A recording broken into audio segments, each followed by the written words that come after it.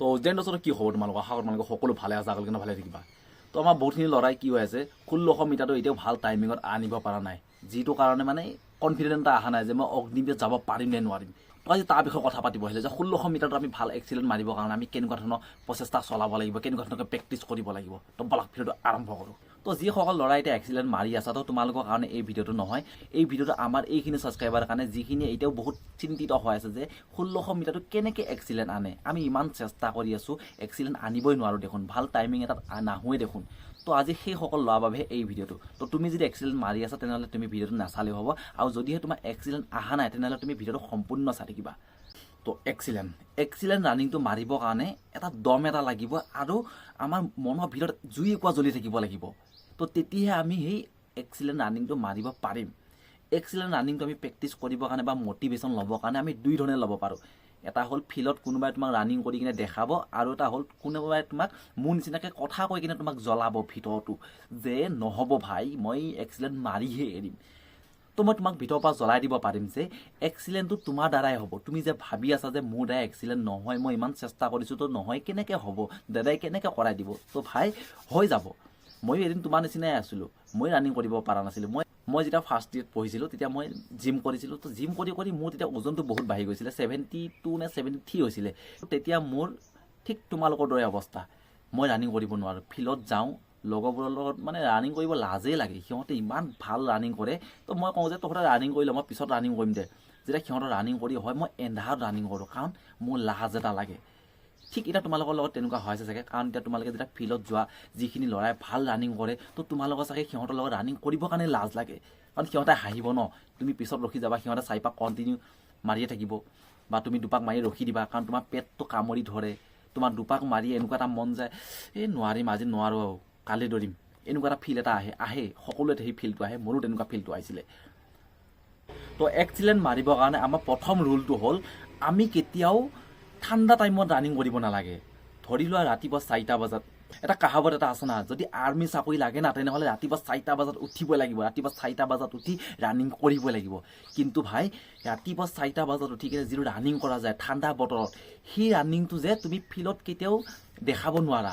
তুমি ৰাতিপুৱা 4টা বজাত বহুত ভাল ৰানিং কৰিব পাৰিবা, এক্সিলেণ্ট মাৰিব পাৰিবা, কিন্তু যেতিয়া তুমি ইণ্টাৰভিউ দিব যাবা, ৰাতিপুৱা যেতিয়া তোমাক 9টা বজাত ৰানিং কৰাব বা 10টা বজাত ৰানিং কৰাব, 5টা বজাত পালেতো ভালেই কথা, তুমি ৰাতিপুৱা যিটো প্ৰেক্টিছ সেইটো প্ৰেক্টিছ তুমি তাত দেখাব পাৰিবা।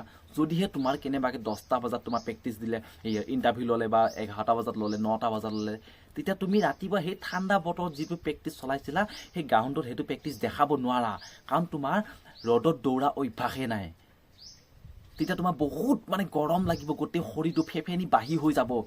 2 পাক দৌৰোঁতে তোমাৰ এনেকুৱা লাগিব নাই নৰিম, আৰু একদম ভাগৰটো এনেকুৱাও মানে অভাৰকৈ ধৰিব না, তুমি উশাহ ল'ব নোৱাৰা হৈ যাবা, বুকুখন বিষাই যাবগৈ, পেট কামুৰি ধৰিব।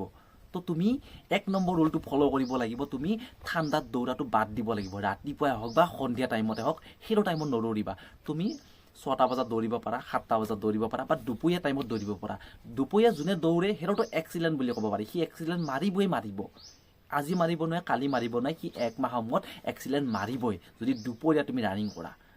এক্সিলেণ্ট মাৰাৰ 2 নম্বৰ ৰুলটো হ'ল, যদিহে আমাৰ ৱেইটটো বেছি আছে, ধৰি লোৱা তুমি অলপ শকত, তোমাৰ ৱেইটটো বেছি আছে, কিন্তু তোমাৰ অগ্নিবীৰত যাব মন, তোমাৰ ইণ্ডিয়ান আৰ্মিত যাবৰ মন, সেইটো কাৰণে তুমি এক্সিলেণ্ট মাৰিব লাগিব। ইণ্ডিয়ান আৰ্মি ইণ্টাৰভিউ হওক, TA আৰ্মি ইণ্টাৰভিউ হওক, বা সেই অগ্নিবীৰ ইণ্টাৰভিউ হওক, তাত তুমি এক্সিলেণ্ট মাৰিব লাগিব, কিন্তু তুমি নোৱাৰা, কাৰণ তোমাৰ বডি ৱেইটটো বেছি, আৰু তুমি সেই অনুসাৰে প্ৰেক্টিছো চলাই আছা, কিন্তু তোমাৰ ৱেইটটো কমা নাই। তো তুমি কেইটামান কাম কৰিব লাগিব, বেছি কাম নহয়, 3টামান কাম কৰিব লাগিব।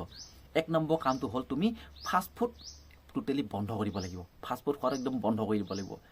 2 নম্বৰ পইণ্টটো হ'ল তুমি দুপৰীয়া যে কেতিয়াবা ভাত খাই কেনে হ'লে আৰাম কৰা, শুই থাকা, সেইটো তুমি কমাই দিয়া। টোপনিটো মানে তুমি কমকৈ মাৰিব লাগিব, তোমাৰ ৱেইটটো কমি যাব। 3 নম্বৰ পইণ্টটো হ'ল তুমি যেতিয়া ফিল্ডত ৰানিং কৰিবা, তুমি এটা এক্সট্ৰা ৱেইট দি ল'ব লাগিব। পিছফালে তুমি টায়াৰ বান্ধি ল'ব পাৰা, বা পিঠিত বেগ এটা ল'ব পাৰা, বা ভৰিত ৱেইট বান্ধি ল'ব পাৰা, সেনেকৈ তুমি ৰানিং কৰিব লাগিব, যাৰ কাৰণত তোমাৰ ৱেইটটো তেতিয়া সোনকালে কমিব, আৰু তুমি এক্সিলেণ্ট আহিব পৰা চান্স এটা বহুত মানে হাই লেভেলত বাঢ়ি যাব। এক্সিলেণ্ট মাৰা 3 নম্বৰ ৰুলটো হ'ল, আমি কেতিয়াও অকলে ৰানিং কৰিব নালাগে। আমি যেতিয়া ফিল্ডত যাওঁ, তুমি চাবা ফিল্ডত গ'লে কেইটামান ল'ৰাই বহুত ভাল ৰানিং কৰে, আৰু সিহঁতে এটা লেভেল এটা দিয়ে যে আমি ভাল ৰানিং কৰোঁ, তই মোৰ লগত পাৰিবি নেকি, না এনেকৈ দম এটা দিয়ে। মানে কি তাৰ দম আছে, সেই দমটো তোমাৰ নাই। সেই দমটো তুমি আনিবৰ কাৰণে কি কৰিব লাগিব, তাক সদায় চেলেঞ্জ কৰিব লাগিব। ব'ল আজি মাৰিব তোৰ লগত, আজি নৰে তোক আজি হাৰুৱাই দিম। নৰিলেও তুমি মনৰ পৰা এটা ক'বা, আৰু সেইটো হাঁহি ফূৰ্তিত নক'বা। তুমি একো নাই, নৰিলে তুমি লাজ পোৱা কোনো কথা নাই, কিন্তু তুমি সেইটো মনে দি ক'বা যে তোক মই আজি হাৰামে, ব'ল না। এদিন নোৱাৰা, 3 দিন নোৱাৰা, 4 দিন নোৱাৰা, 5 দিন নোৱাৰা, 1 মাহৰ মূৰত তুমি তাৰ লগে লগে ৰানিং কৰা হৈ যাবা, আৰু 1 মাহৰ মূৰত তুমি তাক পিছ পেলাই দিবা। আৰু এইবিলাক মুখেদি কোৱা কথা নহয়, এইবিলাক মই চব মানে জীৱনত অনুভৱ কৰিছোঁ। মই যেতিয়া মানে জিম কৰি আছিলোঁ, যেতিয়া মোৰ বডিটো বহুত ডাঙৰ হৈ আছিলে, সেইখিনি টাইমততো মই গম পোৱাই, কাৰো লগত নদৌৰোঁ, অকলে অকলে ৰানিং কৰোঁ, যাৰ কাৰণত মোৰ ৰানিংটো ইম্প্ৰুভ হোৱা নাছিলে। তাৰপিছত মই কেইজনমান ল'ৰাৰ লগত দুপৰীয়া টাইমত প্ৰেক্টিছ কৰা আৰম্ভ কৰিছিলোঁ। এতিয়া সিহঁতে বৰ্তমান অসম পুলিচত আছে, কোনোবাই SI পাইছিলে, আৰু কোনোবাই 2জন মানে TA আৰ্মিটো, এনেকৈ গোটেই সোপা মানে চাকৰিয়ে পালে যিবিলাকৰ লগত ৰানিং কৰিছিলোঁ। তো সিহঁতৰ লগত যেতিয়া মই ৰানিং কৰিছিলোঁ, তাৰপিছত মোৰ ৰানিংটো ইম্প্ৰুভ হৈছিলে। এজন ধন বুলি কয় ল'ৰা এজন, নামটো উপাধি কি মই নাজানো আৰু, কিন্তু তাত আমি ধন বুলি মাতিছিলোঁ আমাৰ ষ্টেডিয়ামত। আমি যেতিয়া ৰানিং কৰিছিলোঁ, সেই ল'ৰাজনৰ লগত ৰানিং কৰিব পৰা এজন ল'ৰা নাছিলে। ইমান ভাল ৰানিং কৰে, 1600 মিটাৰ 4 মিনিট 45 ছেকেণ্ড ইমানত মাৰিছিলে। তো সেই ল'ৰাজনক মই লাষ্ট টাইমত একদিন বিট দিছিলোঁগৈ। তো এই বিটটো মই একেদিনাখনে দিব পৰা নাছিলোঁ। সেই তাৰ লগত মই সদায় ৰানিং কৰি আছিলোঁ যে মই তোক এদিন হাৰামহে। আৰু সেই তাক হাৰাবৰ কাৰণে তোমালোকে বিশ্বাস নকৰিবা, মই লেঙৰা হৈ গৈছিলোঁ। মানে মই ইণ্ডিয়ান আৰ্মিৰ কাৰণে ৰানিং কৰি কৰি কৰি কৰি মানে এনেকুৱা এটা লেভেলত পাইছিলোঁগৈ, মই নৰ্মেল খোজে কাঢ়িব নোৱাৰোঁ, মই লেঙেৰাই খোজ কাঢ়োঁ। এক্সিলেণ্ট মাৰা 4 নম্বৰ ৰুলটো হ'ল, আমি সদায় একেটা স্পীডতে ৰানিং কৰিব নালাগে। ধৰি লোৱা তুমি ফিল্ডত ৰানিং কৰিছা, 10জন ল'ৰাৰ লগত তুমি ৰানিং কৰিছা। যেতিয়া ষ্টাৰ্ট হ'ব, গোটেই 10জনক তুমি আগত যাব দিয়া। তুমি 11 নম্বৰ না, সেই 10জনক তুমি আগত যাব দিয়া। তুমি 40% স্পীড লগাবা, কোনো কথা নাই। তুমি সিহঁতক থাকি বহুতখিনি পিছত ৰখি যাবা, প্ৰথম পাকটোত পিছত ৰখি যাবা। যদি তুমি এক্সিলেণ্ট মাৰিব বিচাৰিছা, মানে তুমি কি কৰিব লাগিব, তোমাৰ এনাৰ্জিটো তুমি বচাব লাগিব। ছেকেণ্ড চক্ৰত তুমি সিহঁতক পিছে পিছে হৈ যাবা, সিহঁতক থাকি আগত যাব চেষ্টা নকৰিবা, সিহঁতক পিছে পিছে ৰানিং কৰি থাকিবা। 3 নম্বৰ চক্ৰটোত সিহঁতক কদমে কদমে তুমি ৰানিং কৰিবা, কাৰণ 3 নম্বৰ চক্ৰটোত সিহঁতে কি কৰিব, স্পীড দিবৰ কাৰণে চেষ্টা কৰিব, তোমাক পিছ পেলাবৰ কাৰণে চেষ্টা কৰিব। তুমি কি কৰিবা, সিহঁতক থাকি আগত যাবৰ কাৰণে চেষ্টা নকৰিবা, সিহঁতক কদমে কদমে তুমি দি থাকিবা। কাৰণ সিহঁতে কি কৰিব, তুমি যেতিয়া সিহঁতক কদমৰ লগত মিলাব চেষ্টা কৰিবা না, সিহঁতে আৰু স্পীড দিব চেষ্টা কৰিব, আৰু স্পীড দি কেনে সিহঁতে কি হ'ব, 3 নম্বৰ চক্ৰত সিহঁতৰ এটা বেছিকৈ ভাগৰ এটা লাগি যাব। আৰু তুমি কি কৰি আছা, তুমি এনাৰ্জি বাচাই আছা তুমি, কাৰণ এতিয়াও 100% দিয়া নাই। যেতিয়া 4 নম্বৰ চক্ৰ হ'ব, তেতিয়া তুমি 100% স্পীড দি দিবা। তো এনেকুৱাকৈ তুমি যেতিয়া প্ৰেক্টিছ কৰা আৰম্ভ কৰি দিবা, তোমাৰো এক্সিলেণ্ট আহি যাব। কিন্তু এই এক্সিলেণ্টটো তোমাৰ অকল তোমাৰ গাঁৱৰ ল'ৰাকেইটাৰ লগতে আহি যাব। এতিয়ালৈকে তুমি প্ৰ' হৈছা, মানে তুমি ৰানিং কৰিব ভালকৈ পাৰা নাছিলা, এতিয়া তুমি প্ৰেক্টিছ চলাই কি কৰিলা, গাঁৱত যিকেইজনে এক্সিলেণ্ট মাৰি আছিলে সিহঁতত থাকি মানে অকণমান ভালকৈ এক্সিলেণ্ট মাৰিব পৰা হ'লা। কিন্তু তুমি মানে এতিয়াও আল্ট্ৰা প্ৰ' হ'ব পৰা নাই। আল্ট্ৰা প্ৰ' হ'বৰ কাৰণে তুমি আৰু অলপ এফৰ্ট লগাব লাগিব। মানে মই ক'ব বিচাৰিছোঁ, তুমি প্ৰথম চক্ৰৰ পৰাই আগত ৰানিং কৰা হ'ব লাগিব। তোমালোকে কিছুমান আৰ্মি ইণ্টাৰভিউ ভিডিঅ' দেখা পাইছে চাগে, 300 350 এনেকুৱা ল'ৰা ৰানিং কৰাই।